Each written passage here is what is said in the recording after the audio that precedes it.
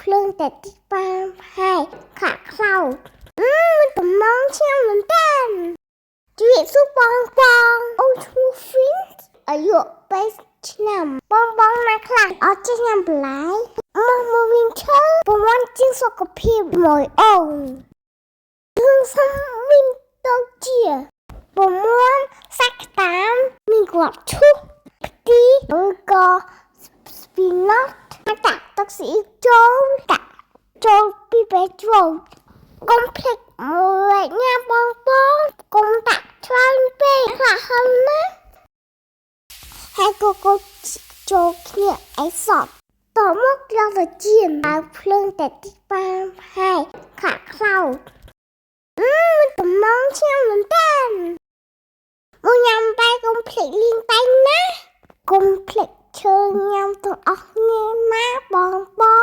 ចាំជួយ share វីដេអូអូនផងណាបងអរគុណច្រើនជម្រាបលាបាយឆ្ងាញ់ណាស់